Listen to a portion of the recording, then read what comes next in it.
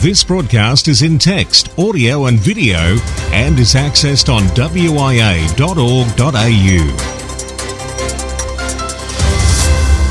And here we go with the first national news for October 2022. I'm Graham, VK4 Baker. WIA Vice President Lee Moyle, VK3GK, joins us, and we have a reminder to read the latest ACMA email to we hams. It deals with their review of non-assigned amateur and outpost regulatory arrangements. Back in February of 2021, the ACMA commenced a review of non-assigned amateur and outpost regulatory arrangements, consultation 01/2021. Outcome number 1 was published some 9 months later. Last Thursday, September 29, the ACMA published outcome number 3. And this has been emailed to us all and is worth a solid read. ACMA are now consulting on updates to the proposed amateur class licensing arrangements, as well as on their proposal for a staged implementation of higher power authorisation. Details of this consultation, including the consultation paper, can be found at IFC 31/2022, updates to the proposed amateur class licensing arrangements. It's on that email sent to us by ACMA, or just visit the ACMA page, or you can click the tiny URL link in this week's text edition of WIA National News. Good morning from WIA Vice President Lee Moyle, VK3GK. On the 22nd of September 2022, we commemorated the passing of ex-WIA President Michael Owen, VK3KI, 10 years ago. At that time, he was WIA President and IARU Region 3 Chairman. Michael was immensely influential in shaping the hobby of amateur radio since the 1960s, both in this country and internationally. Michael expertly led the WIA through the progression from a federal structure with state divisions to an efficient and national organisation with affiliated local clubs. This occurred in 2004. He championed and guided the introduction of the foundation licence class in Australia, a move which bolstered the numbers of Australian radio amateurs while other countries' numbers were declining. Through Michael, the WIA became highly regarded by government agencies and the ACMA for its professionalism and efficiency, especially in relation to the WIA examination and call sign management service. More information on Michael Owen can be found on the WIA website under News Releases. The WIA board is seeking expressions of interest from persons who may wish to help out in being part of the new WIA membership working group. Our Memnet membership database has recently had some new features introduced and once implemented should streamline and improve methods and processes for membership retention and communications with members with more regular email newsletters, notification of upcoming membership renewals, WIA promotions and other important announcements. If interested, please send an email to secretary@wia.org.au, marked Membership Working Group, with your details and any brief description you may have of previous experience in this area. The WIA Benefits Program will shortly have some updates done to the vendors list. If you don't have your card yet, which qualify WIA members for nominal discounts from vendors like JCar, Ultronics and other suppliers, then contact the WIA office, preferably by email, to arrange it to be emailed to you. We are working on having it simply downloaded from Memnet again shortly. This weekend is the Oceania DX contest phone section. Next weekend is the CW section. Historically, it was known as the VKZL contest. A number of the WIA Board of Directors are avid and passionate contesters. Tuning around the HF bands this weekend may bag you a couple. It is important that some of your board members are active radio amateurs on the bands, as it keeps them connected at the coalface where the action is. The OCDX contest offers many awards to participants, including prestigious plaques and certificates. Even if you only work a few stations, consider entering your log. The contest history and a list of awards and the contest sponsors are available at the OCDXC website, found at www.oceanadxcontest.com. I hope to work you in the OCDX contest. For now, 7-3. This is Lee Moyle, VK3GK, WIA Vice President. Across Australia from BK1 WIA, you're tuned to the WIA National News Service. In South Australia, this broadcast can be heard on BK5 RAD 147 MHz at 9 a.m. local time. I'm Shirley, VK5YL. Now, international news with Jason, Victor Kilo 2, Lima Alpha Whiskey. Hello. In news from Region 1, the RSGB has published the draft program for its annual convention. There are over 50 lectures planned for the weekend, so there should be something for everyone to enjoy. This is the Society's first hybrid event where some lectures will be live streamed, so if you are an RSGB member, you should be able to join in wherever you're now living. Further details of that live stream will be added to the RSGB convention webpage in the following days. Imagine being the first amateur to log a DX contact on a band that's experimental in your country. Well, that happened to one ham recently in England. We hear about him from Jeremy Boot, Golf 4 November Juliet Hotel. For Paul, G7PUV, it was an experiment that worked. The East Sussex amateur, who holds an innovation and trial license to use 40 MHz, announced that he's made his first SSB contact on the band between the UK and South Africa, where 8 meters is standard ham frequency, which gives amateurs a primary allocation with a maximum of 400 watts output between 40.675 and 40.685 MHz. Paul reports that he accomplished this trans-equatorial propagation contact with Willem ZD6WAB. He writes on his QRZ.com page that Ofcom has permitted him access to the band on frequencies between 40 and 42 MHz for testing purposes. I'm Jeremy Boot, G4NJH. Paul posted a video of the September contact on his Twitter feed. You can watch it by following the link that appears in the text version of this week's national news. In news from Region 2, organisers have just announced that campers attending the next year's Youth on the Air camp in the Americas will be packing their bags for a northern location. The Youth on the Air camp is moving north to Canada for its third year.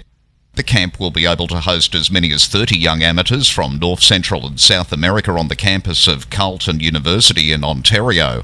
Any amateur radio operators in the Americas who are between the ages of 15 and 25 are welcome to apply. Prospective campers who do not live in Canada are being encouraged to apply for passports and tourist visas in time to enable them to enter the country to attend the camp. Youngsters who attended previous sessions of Youth on the Air camps will return to serve as leaders. The camp will take place 2023 from July 16th through to the 21st, with Radio Amateurs of Canada serving as the local host. Tower of Power. For this story, thanks again to Amateur Radio Newsline. We take you to Long Island, New York, where inventor Nikola Tesla conducted many of his groundbreaking experiments. Tesla's former laboratory is the perfect inspirational spot for a ham radio club to celebrate an important anniversary. Yes, it's marking its 75th anniversary on Long Island. The Suffolk County Radio Club Whiskey 2 Delta Quebec appreciates what it means to be part of radio history. So it's celebrating the occasion at a nearby historic spot, Wardenclyffe. The former laboratory of electronics inventor Nikola Tesla, now renamed the Tesla Science Center. Though the noted engineer and inventor died in 1943, 4 years before the radio club was founded, his spirit will be present on October 8th when the club activates Special Event Station November 2 Tango from the historic tower between 1500 and 2359 UTC. Wardenclyffe was the perfect place for the Special Event Station because of the history behind the site and Tesla's contributions to radio. Hams contacting the operators during the event will be able to receive a downloadable certificate. Meanwhile, even with Tesla himself long gone, his old laboratory is still functioning as an incubator for new things in the radio universe. The Tesla Science Center Amateur Radio Club November 2 Tango Sierra Charlie was formed this past July by a handful of hams. Members have the immediate goal of focusing on education in the schools, a priority that's sure to have an impact that lasts beyond the next 75 years. In news from Region 3, China preps next amateur radio satellite. China is preparing to send a new ham radio satellite into orbit in the next few weeks. The CAS-10 amateur radio satellite is set to go into space from China's Wenchang Satellite Launch Center in early November, where it will be sent to the Tiangong space station aboard the Tianzhou 5 cargo spacecraft. The satellite, which carries a VU linear transponder, will become operational sometime after its deployment from the space station around 15th of December. The transponder is expected to operate all day throughout the satellite's lifetime using a VHF uplink and UHF downlink with a 30 kHz bandwidth. CAS-10 is also equipped with a camera. Hams will be able to send DTMF commands to download photos taken by the camera and stored in the satellite's flash memory. Satellite telemetry data will be sent via Morse code. For additional details and frequencies, visit the link in the text version of this week's newscast at wia.org.au. For VK1 WIA National News, in Sydney, I'm Jason, VK2LAW.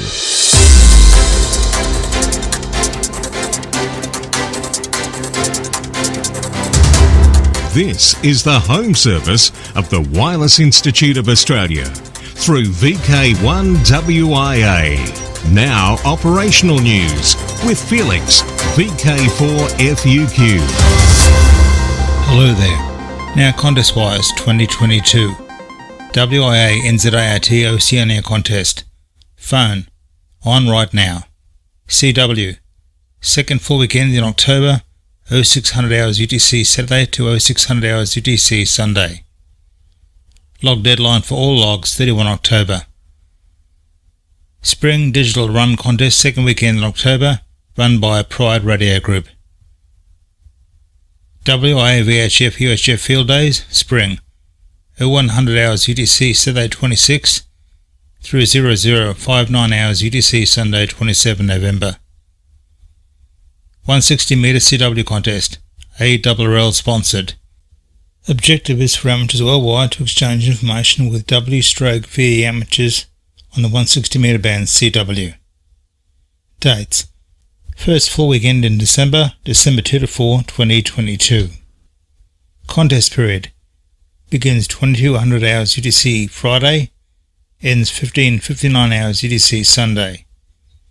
This is a 42-hour period with no time limitation. Logs are due within 7 days after the event is over.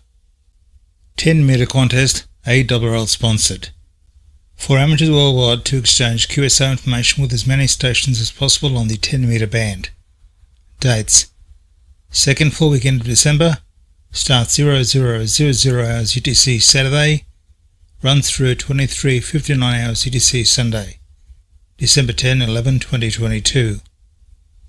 Logs are due within 7 days after the event is over. DX window. Janmain, JX. Helge, LB4MI is QRV as JX/LB4MI until early October. Activities in his spare time on 20 and 17 metres using SSB. QSL to home call LB4MI.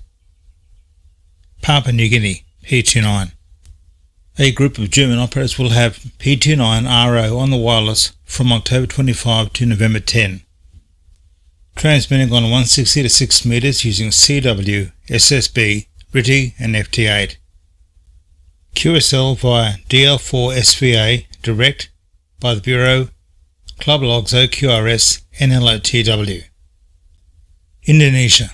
7B2C, 7B2E, 7B2T, 7B2H and 7B2O are QRV until the end of this month to celebrate the Javanese Hindu Siju temple that was built in 1475. Activities on 80, 40, 20, 15 and 10 metres using SSB and FT8. QSL via operator's instructions. In the World DX, we're listening on the HF bands for 8N650JP, the special call sign being used by the Japan Amateur Radio League's Okinawa branch. Hams are marking the 50th anniversary of the return of the Okinawa Prefecture to Japan from United States administration.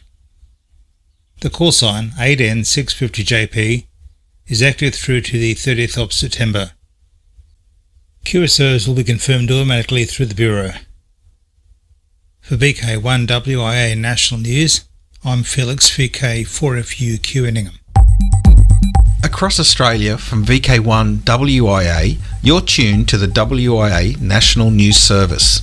On the Sunshine Coast, it can be heard from the following locations on our linked repeater system: Mullaney 146.850, Noosa Heads 146.825, Black Mountain Karoi 146.975, and Echolink node 316084 or VK4WIS-R from 0900 local every Sunday.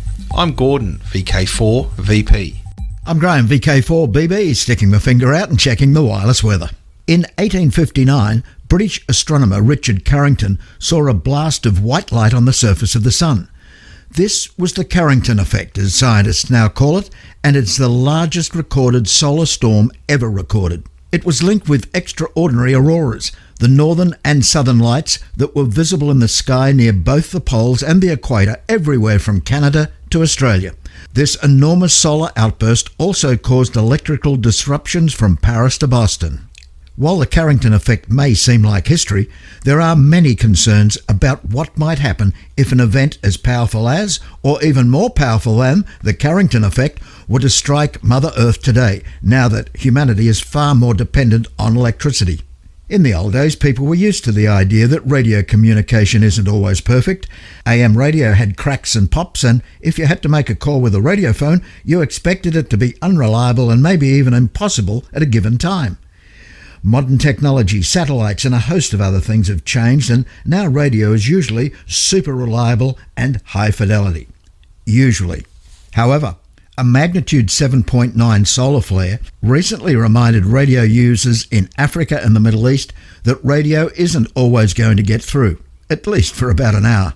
It happened around 10 a.m. when that part of the world was facing the sun. Apparently, a coronal mass ejection accompanied the flare.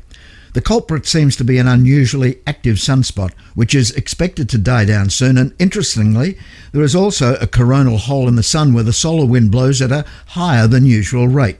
We are ill prepared for technology blackouts due to solar activity, even on the power grid. The last time it happened, we didn't rely so much on radio.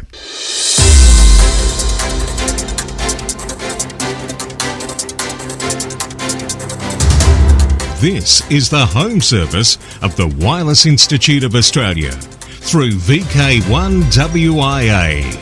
Now, special interest group news with Cole, VK3GTV. First up, it's Summits on the Air, Worldwide Flora and Fauna Program, Parks on the Air and other adventure groups. Andy Clift, G6PJZ, has achieved the coveted SOTA Mountain Goat Award for reaching 1,000 activator points. His mountain goat qualifying activation took place from the summit of Helvellyn G/LD003 in the English Lake District. Andy's SOTA journey started back in 2015, learning about the program through answering a CQ call from an activator. He soon activated his first summit and thus started, as it does for so many, including yours truly, a keen obsession over the ensuing years. Reflecting on his achievement, Andy commented, "Without SOTA, I would not do anywhere near as much walking. I would not be as active on the radio, and I would not have discovered some of the fantastic smaller Marilands that people don't bother travelling to." Congratulations to you, Andy. Worldwide Special Interest Group's Final Frontier. Ariane Group unveiled a multi-year design project for a new crew and cargo upper stage that it hopes will meet Europe's appetite for space travel. Susie, smart upper stage for innovative exploration, will launch on top of the nearly flight-ready Ariane 64 heavy lift vehicle, carrying cargo and astronauts to low Earth orbit and, eventually, to deep space. Susie is designed for safety and reusability. The 12-metre-long craft is significantly longer than Dragon, Starliner or Orion. It features 40 cubic metres of payload space and a total mass of 25 tonnes. Also in space news, as WIA National News reported last week, Capstone continues to tumble, but this week better news. The spacecraft's communication situation has improved and its propulsion system is being warmed back up to operating temperatures. The Capstone probe is expected to act as a pathfinder for NASA's Gateway, a small space station designed to orbit the Moon and act as a jumping-off point for crewed missions to the surface. Worldwide Special Interest Groups, Internet, the Hams domain. Updated RSGB EMF calculator. The RSGB has released an updated version of their online EMF calculator to enable radio amateurs to check EMF exposure limits. Version 2.01 is available as a web app at rsgb.org/EMF calculator. Worldwide Special Interest Groups, IOTA, OC036, New Zealand. Members of the Whangarei Amateur Radio Club, ZL1AM on New Zealand's North Island, OC036, WWLOC RF74, are active as ZL75WARC to celebrate their club's 75th anniversary until December 31st. Listen for QSL info with operators. SA002 Falkland Islands. Gary ZC4GR is now active as VP8DLB from Port Stanley, Falkland Islands, SA002. Activity has been mainly on 40 and 10 metres SSB between 1800 and 1900 Zulu and after 0145 Zulu. He'll be there until December before returning to Cyprus. QSL via EB7DX. Worldwide Special Interest Groups, Radio Amateur Old-Timers. Mid-century television, live, local and unpredictable late 1950s television. In the late 1950s, US television networks ruled the airwaves from 7 to 11 p.m., but outside that time slot, television was live, local and unpredictable. Jim Hanlon, W8KGI, worked as a summer relief engineer at Cincinnati's WCPO-TV from 1956 to 1958. At that time, WCPO-TV did not have any video recording technology, so all local TV was live and provided a refreshing dose of live programming, equipment failures, and production creativity that's been lost in today's pasteurized, homogenized TV ecosystem. Join Jim as he recalls what it was like producing live TV programming in the early days of television broadcasting. The link is in the text edition best read, if you're not subscribed to our early feed, on wia.org.au. Now from Long Island to Western Australia. Hello everyone, this is Clive, VK6CSW, reminding you that tomorrow is the first Monday of the month, time for the Radio Amateurs Old Timers Club of Australia's October Bulletin to go to air. Now, 3 important announcements. Please listen carefully. Firstly, the club's banking arrangements have changed from Westpac to Bendigo Bank. Secondly, the Perth Monthly Luncheon has a new venue. The Basie is no more. The new luncheon meeting venue is the Woodbridge Hotel, 50 East Street, Guildford, West Australia, and the next meeting will be held there on Tuesday, October the 11th, starting at about midday. Thirdly, Andrew, VK3CAH, has updated the club website. Full details of all club activities, including membership, bulletin transmission times, club activities and much more, can be found at www.raotc.org.au or just Google RAOTC. All club members and friends of the club are urged to visit the website to acquaint themselves with these latest updates. This month, as well as the latest club news, and there is quite a lot of it, including a report on the AGM, we have the story of the 1946 Photo Survey of Australia, a precursor of the Woomera rocket range, plus some anecdotes of the rocket range, and then the story of the Ugly Duckling World War II Liberty ship.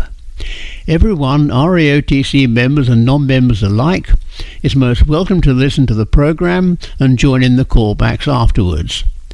All the many different times, frequencies and transmission modes are listed on the club website.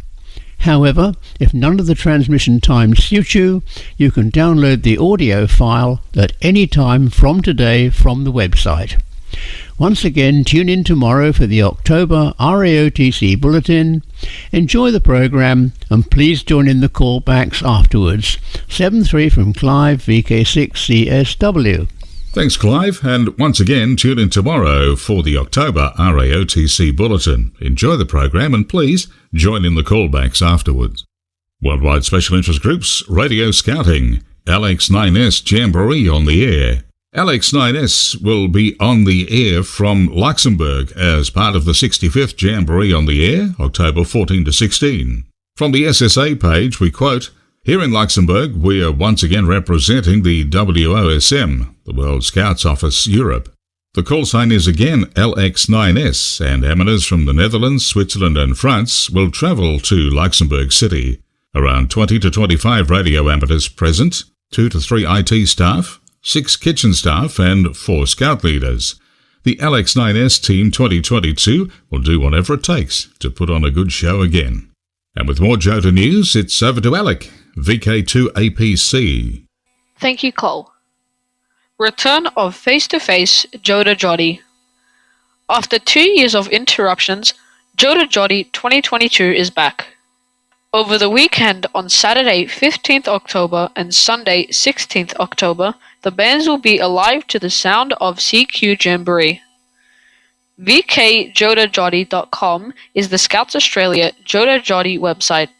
If you are running a Jota station, please register your station on VKJotaJotty.com.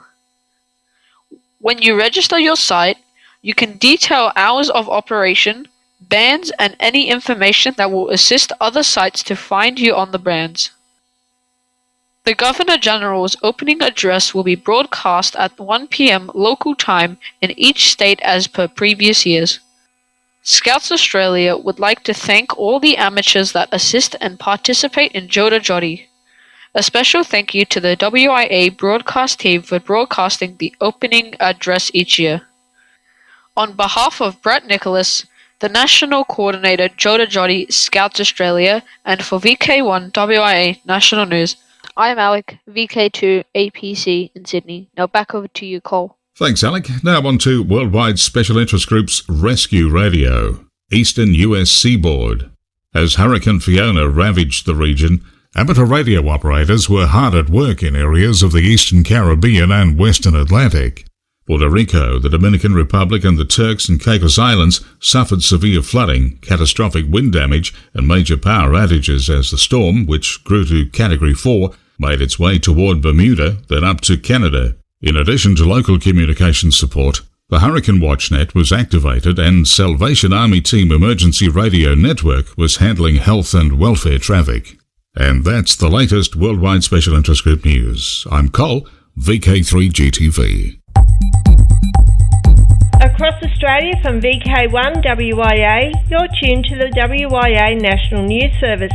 It can be heard on ANZAL, that's the Australian and New Zealand Echolink multimode network. The news is automatically rebroadcast every Sunday at 10 a.m. VK3 time. Thanks. This is second operator Helen using John's VK3 HJQ call sign. Now, let's check out the social scene before we close up shop today. October, just the one thing happening, 21-23 October, it's Perth Tech. In VK7, November 5 to 6, the Tassie Ham Radio Conference and Expo. In VK4, November 5 is the Tannum Sands Gathering with the Gladstone Amateur Radio Club. VK4 again, Gold Coast Hamfest, November 13, Country Paradise Parklands.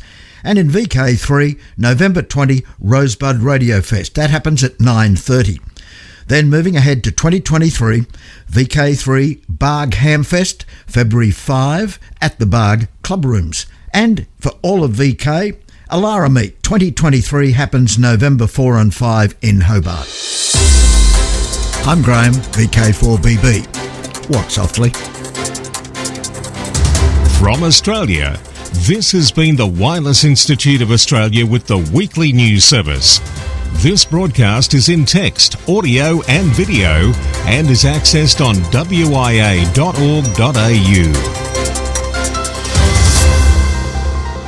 Courtesy of Bevan, VK5BD's ATV and YouTube channel, This has been WIA National News. We're back now, live and local, and your voice, your callbacks. And don't forget, tick like.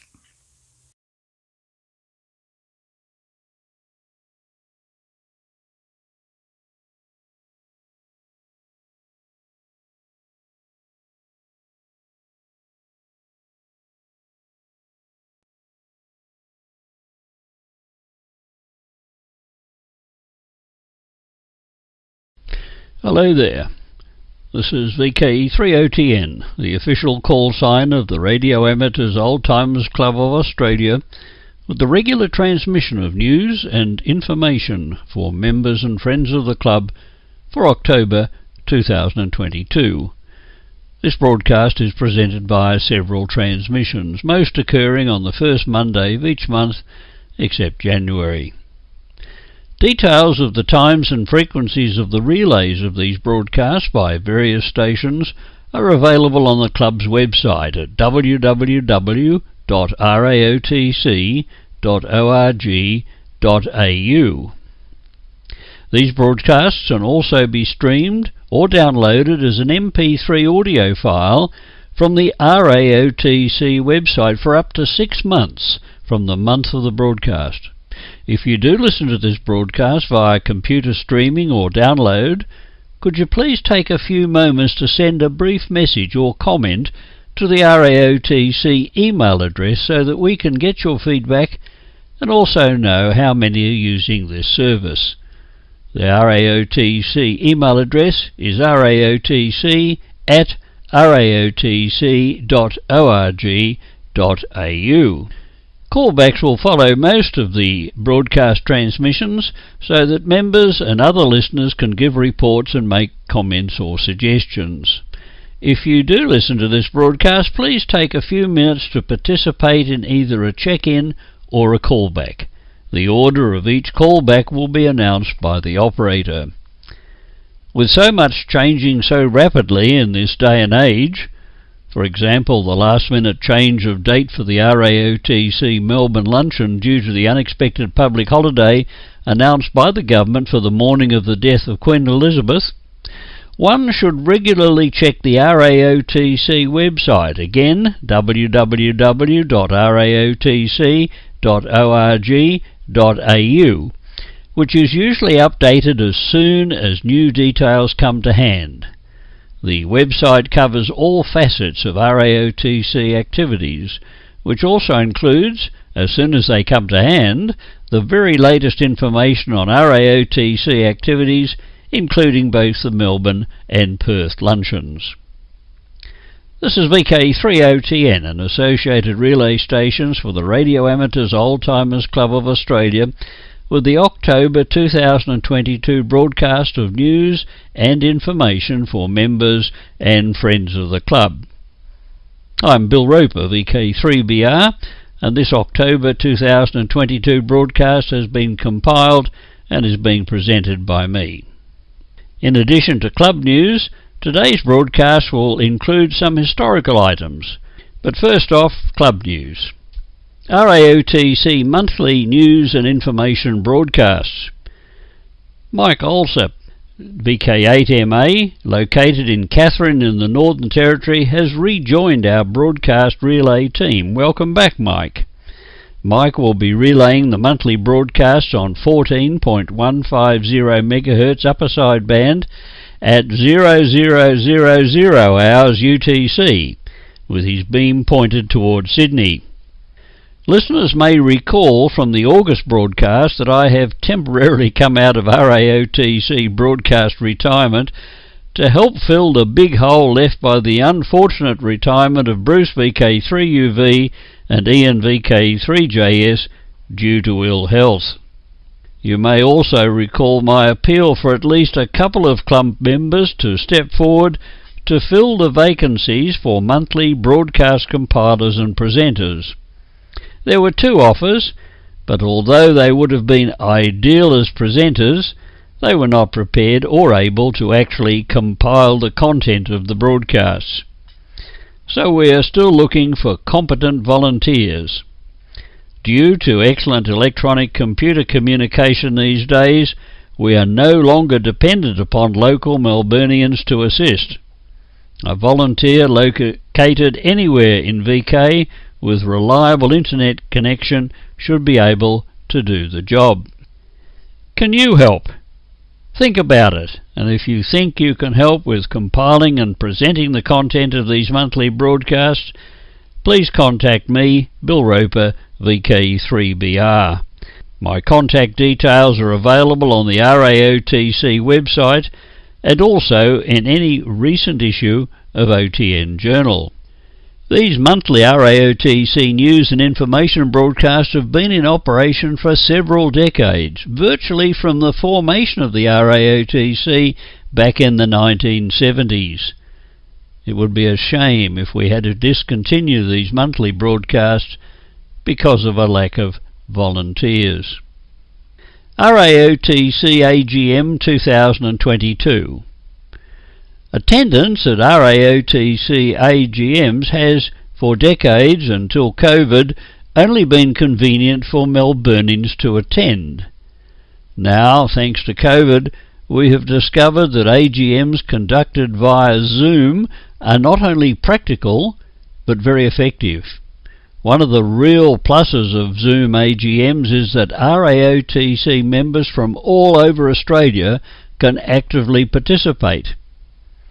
However, can anyone explain why, with all the publicity for this AGM and personalised invitations to well over 50 club members who had participated in previous Zoom AGMs, so very few club members registered to attend, and a number of those few who did register failed to turn up on the day? The total attendance was extremely disappointing. You would think that with almost 500 members, of whom surely you would expect that at least 350 would have facilities to participate in a Zoom AGM meeting, which rarely exceeds 30 minutes in length, that so very few bothered to join in. Anyway, the AGM 2022 did go ahead and take place. In amongst the usual business and reports, the existing major office bearers and other members of the management committee were re-elected, and a new committee member was also elected to the committee. A very warm welcome to Ed Roach, VK3BG. New RAOTC members. I'm pleased to announce the following new club members.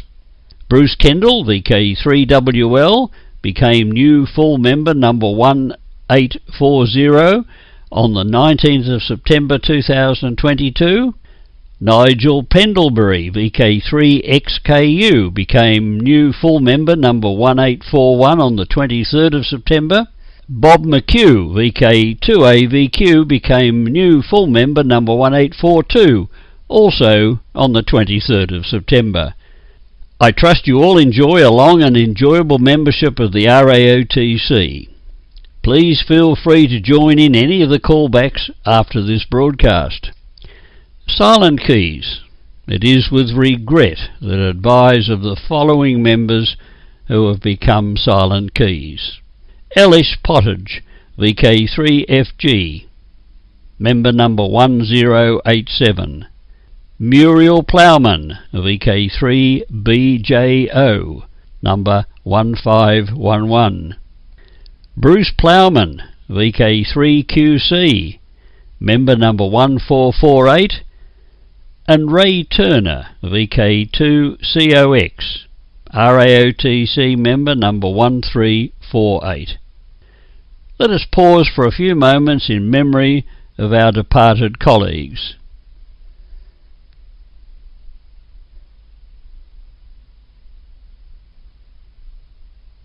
This is VK3OTN and associated relay stations for the Radio Amateurs Old Timers Club of Australia with the October 2022 broadcast of news and information for members and friends of the club. And now for some history. The late Cole Harvey, VK1AU, joined the RAOTC in January 1979 as member number 303. And sadly became a silent key in August 2010. Cole was ex-RAAF, in fact served from 1937 through to 1972. He was an amateur historian and published a number of articles in both the WIA's Amateur Radio magazine and the RAOTC's OTN Journal. This item was published in the September 1999 edition of OTN and is entitled "The Precursor to the Construction of the Woomera Rocket Range." Here is what Col Harvey wrote. By 1945, recognising that a new generation of bomber aircraft would be so vulnerable to surface-to-air missiles that few units of a bomber force could reach the desired targets, Allied air forces began to develop standoff weapons. These were to be released from a parent aircraft at a comparatively safe distance from target defences. Being small and fast, and having a small radar cross-section with an accurate navigational capability, it was thought that effective penetration of enemy defences could be achieved. But there was nowhere in Britain where such a device could be tested and brought to operational readiness. By early 1946, agreement had been reached between the British and Australian governments that a rocket range might be possible across remote inland Australia, where weapon systems could be developed and tested in secret. As a prelude to formal intergovernment agreement, it was decided to photo survey 45,000 square miles of Central Australia. The top-secret project was called Operation Sandra, after an adventure strip in the Melbourne Herald. Incidentally, a copy of a top-secret minute to the Chief of the Air Staff about the project was leaked to the Herald newspaper and cost a wing commander his commission. The objective was to provide stereo pair photographic coverage of a 45-mile wide strip 1,120 miles long between Mount Eba, which is between Coober Pedy and Kingunya in South Australia, and Anna Plains Station on the 80-mile beach in northwestern Australia. A small team led by Flight Lieutenant Lenny Greenhill was formed in the Director of Navigation, Department of Air. Pre-flight planning was undertaken in the Directorate to determine which days and at what times both the sun and moon would be visible over Central Australia during daylight hours, and be in favourable relative positions for position fixing and shadow-free photography. On some days only 3 daylight hours during the day were suitable. It was decided that 3 parallel tracks 12 miles apart would be photographed from horizon to horizon along the proposed rocket range. The aircraft would be flown at 20,000 feet so as to achieve the desired photographic scale. To fix the position of the vertical photographs, there would be 2 astronavigators who every 4 minutes would shoot the sun and moon simultaneously with Mark 9B sextants.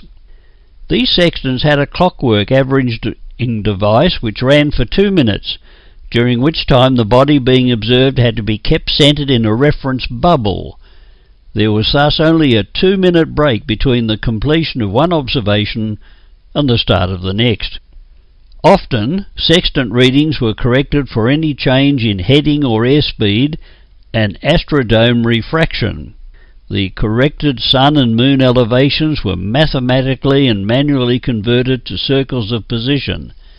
The intersection of moon and sun circles became fixes, which were used to keep the aircraft on the intended track.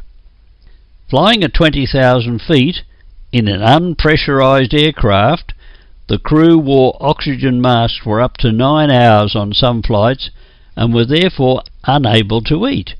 Worse, during the photo runs, none of the Astro team could interrupt their work for more than 2 minutes to attend a call of nature. The aircraft used was an Avro Lincoln A73-2, newly produced at Fisherman's Bend in Victoria. Therefore, few aircrew outside the Department of Air in Melbourne knew of the top-secret task about to be undertaken. The mid-upper 20mm gun turret was removed. installing in its place a second astrodome beneath which was mounted a bar stool on which the aft astronavigator could perch. The normal astrodome above and alongside the wireless operator's station requires the navigator to invade the wireless operator's domain while taking sextant observations. This layout must have strained Warrant Officer George Dunlop's patience to the limit. A plotting table with intercom and oxygen, etc., was installed for Flight Lieutenant Lenny Greenhill, the specialist navigator calculator who controlled all site-taking activity. Pannier was fitted to the bomb bay for baggage and spares. In the bombainer's station, a trimetragon camera system was fitted, comprising port and starboard oblique cameras and a vertical camera. Aerial camera film is normally wound on automatically by an intervalometer.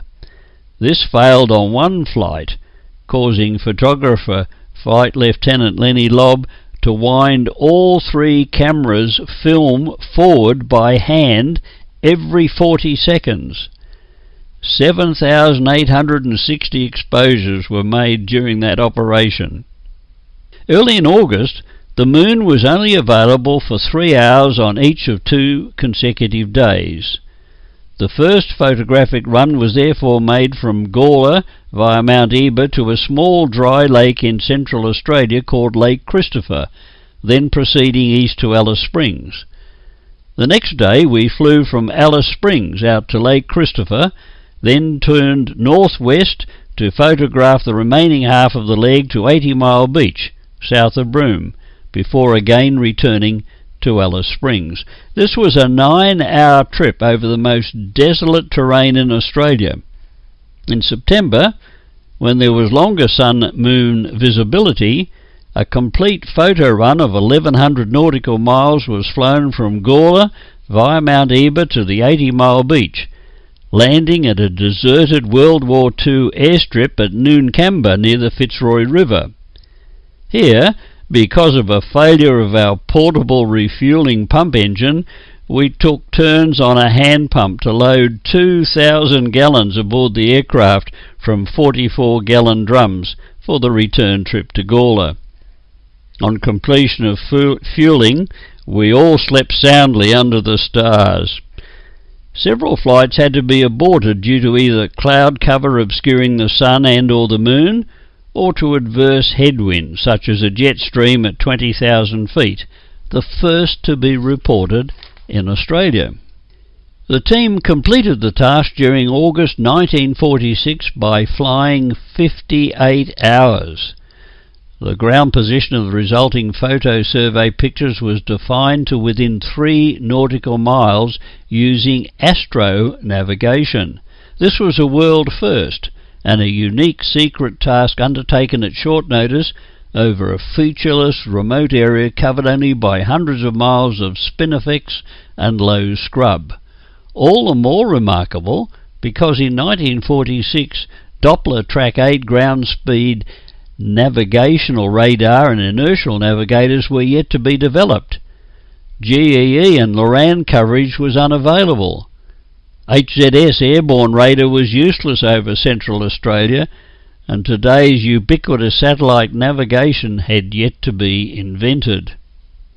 Flight Lieutenant Lenny Greenhill was responsible not only for the concept to use refined astro, but for all the many mathematical calculations involved in site reduction, position and photo fixing.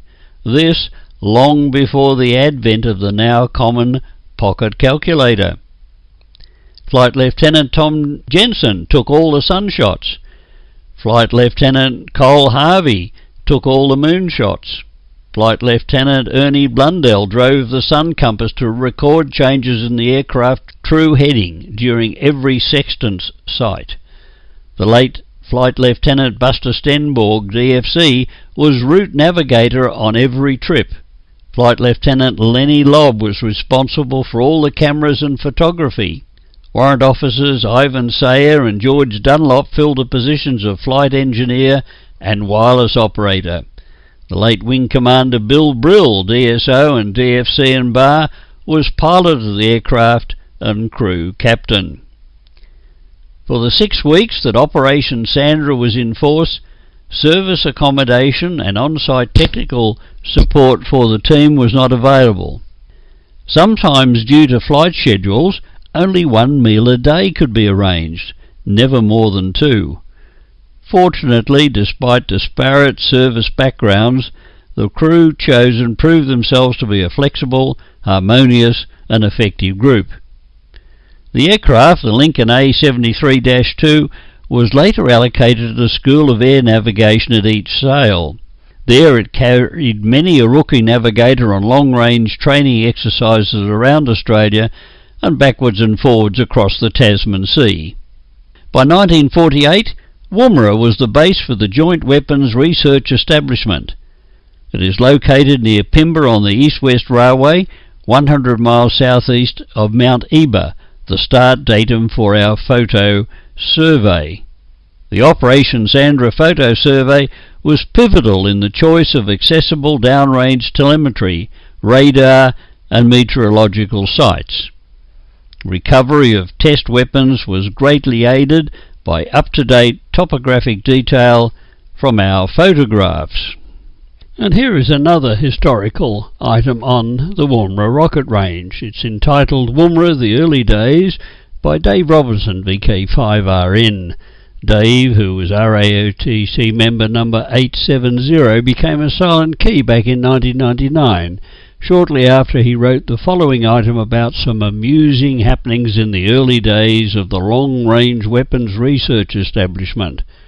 And I quote, "I was among the first young graduates to join the LRWE back in 1949. I worked in the electronics lab at Salisbury. There were 2 labs, optics and electronics. We were housed in 2 cottages behind the administration building. In those days, Bill Boswell was Principal Officer Electronics, and I was one of about 6 scientific officers. Optics had a similar setup. Our first trials were at Port Wakefield before Woomera was established. A description of these trials is to be found in the book Fire Over the Desert by Peter Morton. Bill Boswell used to call us his young men. Store 2 was full of Royal Navy spares that were left behind after the war. There were thousands of EF-50s, micro-pups, resistors, capacitors, some B-28 receivers, complete transmitters, and even a German V-2 rocket. If we wanted anything, we would fill out a requisition and go to the store and collect it. If it was too big to carry, Mr. Roenfeld, who ran the store with an iron fist, would have it sent over. I once remarked to someone that if I filled out a requisition for the V2, it would arrive at the lab. Boswell got to hear of this and he said to me, 'Robinson, if you do that you will suffer instant dismissal.' Boswell had a favourite story with which he used to regale his guests at barbecues after the red wine. It went as follows. I had rigged up a 10-centimetre Doppler set from parts scrounged from Store 2. I was anxious to test my theory about the effect of ground reflections on Doppler accuracy. A colleague of mine saw us tossing rocks up the beam and recording the Doppler cycles. He said, 'What you need is a bow and some arrows. I'll ring John Martins and order one.' He went to the phone, got onto a lass in the sports department and said, 'I'm Toneman from the Long Range Weapons Establishment. Have you any bows and arrows?' Stunned silence from the lass. The bow and arrows duly arrived, and it was a great improvement. The requisition landed on Mr. McCarthy's desk. He was the Chief Administration Officer, and he greatly mistrusted these scientific types, particularly the young ones. He stormed into Boswell's office with a look of triumph and said, 'Now look at what your boys have been up to. Look at this.' Boswell, with great misgiving, said, 'Leave it to me. I'm sure there is an explanation.' And then he arrived at the lab saying, 'What the hell is going on?' We showed him the Doppler set and the bow and arrows, and a gleam of triumph came into Bill's eyes. Total victory over administration. These were the days when Australia really was a clever country, and there was no need to mention it. Since then, the clever country has disbanded all its specialist teams. We were either the third or fourth country to launch a satellite. All the facilities at Woomera were smashed up, including the 86-foot deep space antenna at Island Lagoon. The powers that be were so lacking in vision that they were unable to see the future commercial value of such activities. I remember once trying to interest Canberra in GPS before the first experimental GPS satellite was launched. I got accused of being over-keen on the American space program. And Dave finished his article with, "All now, water under the bridge."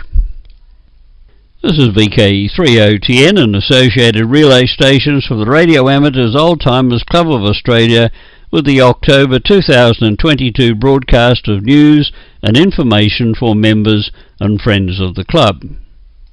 In keeping with the long tradition, we conclude this broadcast with a humorous short story. A man buys a lie detector robot that slaps people who lie. The man decided to try it out at dinner. "Dad, son, where were you during school hours?" "Son, at school." The robot slaps the son. "Son, okay, I was at my friend's house watching a DVD." "Dad, which one?" "Son, Kung Fu Panda." The robot slaps the son again. "Son, okay, it was an erotic movie." "Dad, what? When I was your age I didn't even know what an erotic movie was." The robot slaps the dad. "Mum, ha ha ha, he is your son after all." The robot slaps the mum. And that concludes the RAOTC News and Information session for October 2022. Many thanks to those who have relayed the broadcast this month. Your invaluable help is much appreciated. A reminder that the next RAOTC News and Information broadcast, compiled and presented by Andrew, VK3CAH, will take place on Monday, 7th of November 2022, on the same frequencies and at the same times as today. And don't forget, if you missed all or part of this broadcast, you can download or stream the MP3 audio file from our website at www.raotc.org.au. Callbacks will follow most of the broadcast transmissions so that members and other listeners can give reports and make comments or suggestions. And if you have listened to the broadcast, please take a few minutes to participate in either a check-in or a callback. If you've listened to this broadcast via streaming or a download from the RAOTC's website, please consider sending an email to the RAOTC email address of raotc@raotc.org.au to let us know your comments on the broadcast. This is VK30TN signing clear from today's news and information session. 73 from Bill Roper, VK3BR, on behalf of the RAOTC broadcast team.